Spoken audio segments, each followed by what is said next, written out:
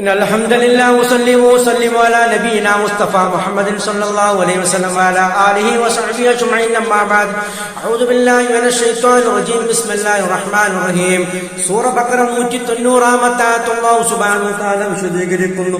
യുദ്ധവുമായി ബന്ധപ്പെട്ട ഒരായത്താണ് വഖാതിലു ഫീ സബീലില്ലാഹ്, അല്ലാഹുവിന്റെ മാർഗ്ഗത്തിൽ നിങ്ങൾ ധർമ്മസമരം നടത്തുവീൻ. അല്ലദീന യുഖാതിലൂനകും, നിങ്ങളോട് യുദ്ധത്തിന്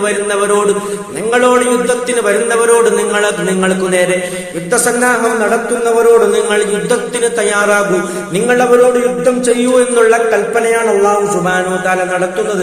ശേഷമുള്ള പറയുന്നു, വലാ തഅ്തദൂ, നിങ്ങൾ അതിക്രമം കാണിക്കരുത്. എന്തെങ്കിലും തരത്തിലുള്ള അതിക്രമം, നിയമം വിട്ടുള്ള പെരുമാറ്റം നിങ്ങൾ ആ യുദ്ധത്തിൽ കാണിക്കരുത്. ആ യുദ്ധ നിയമങ്ങൾക്കനുസൃതമായി തന്നെ നിങ്ങൾ യുദ്ധം ചെയ്യണം. ഇന്നല്ലാഹ ലാ യുഹിബ്ബുൽ മുഅ്തദീൻ, കാരണം അതിക്രമം കാണിക്കുന്നവരെ അല്ലാഹു ഇഷ്ടപ്പെടുന്നതല്ല. സ്ത്രീകളെയോ കുട്ടികളെയോ കൊല്ലാൻ പാടില്ല. അതുപോലെയുള്ള ഒരുപാട് നിയമവശങ്ങൾ യുദ്ധവുമായി ബന്ധപ്പെട്ടിട്ടുണ്ട്.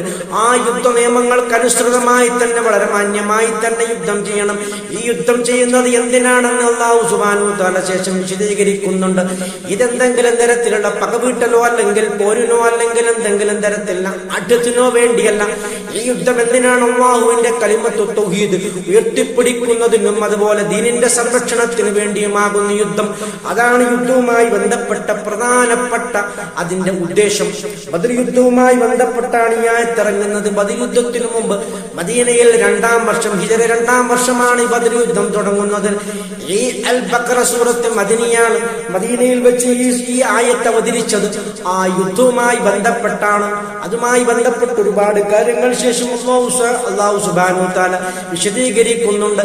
യുദ്ധസന്നാഹം നടത്തിക്കൊണ്ട് അവർക്ക് നേരെ യുദ്ധത്തിന് നിങ്ങൾ തയ്യാറെടുത്തുകൊള്ളുവീൻ എന്നാണ് അല്ലാഹു സുബ്ഹാനഹു വ തആല മുഅ്മിനീങ്ങളോട് ഉണർത്തിക്കൊണ്ടിരിക്കുന്നത്. ഇത്രയുമാണ് ഈ ആയത്തുമായി ബന്ധപ്പെട്ട് നമുക്ക് പറയാനുള്ളത്. സത്യമായി മനസ്സിലാക്കുന്ന സജ്ജനങ്ങൾ തന്നെ അല്ലാഹു ഉൾപ്പെടുത്തി അനുഗ്രഹിക്കുമാറാകട്ടെ. ആഖിറു ദഅവാനാ അൽഹംദുലില്ലാഹി റബ്ബിൽ ആലമീൻ.